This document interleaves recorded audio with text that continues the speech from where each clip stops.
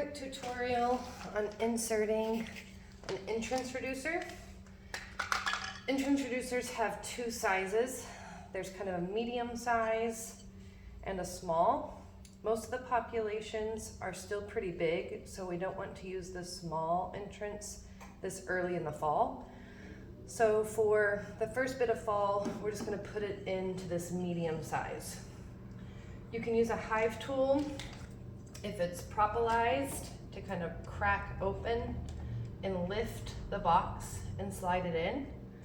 I do recommend you wear your veil and have your smoker going when you do this, because any front activity right now, the bees are going to be more defensive of their hive.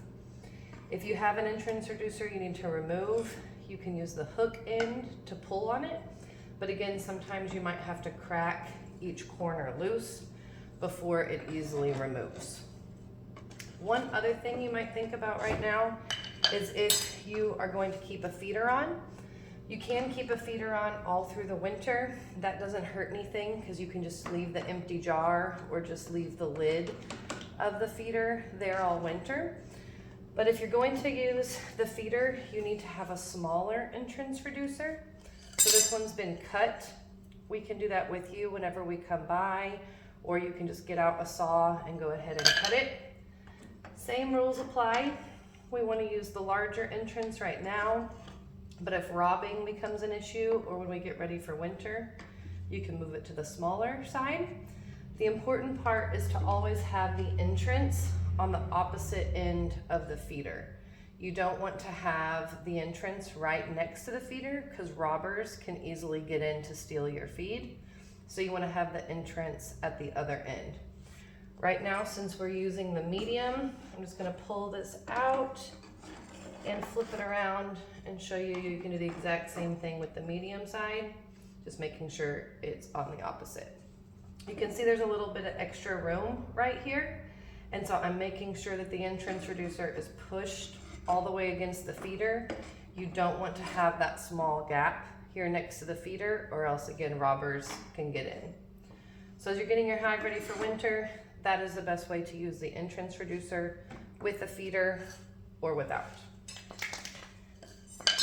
Now for the bottom board, we will use these to do a mite test in November.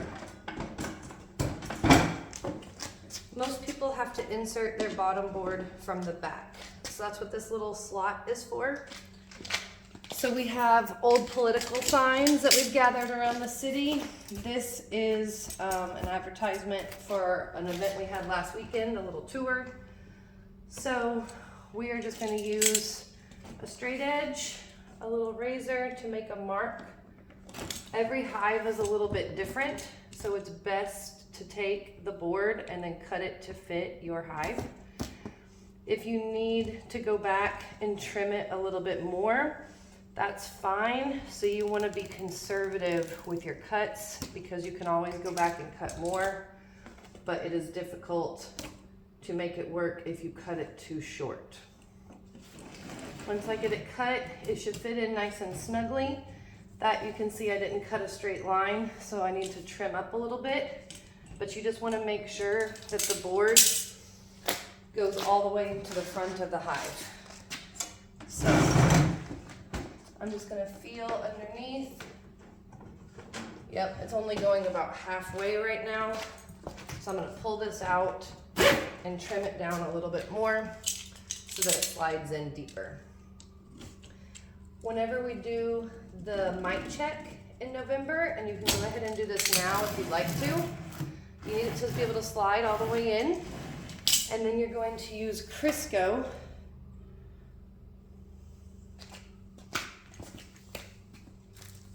just some Crisco or some Pam, just some kind of oil. You can even use coconut oil.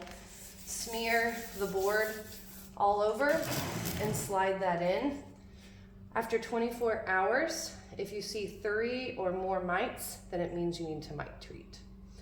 So this is the best way to get your hive for winter. This will help with making sure that the cold air isn't moving up as easily when we get gusts of wind, and then the front is protected from wind as well as predators.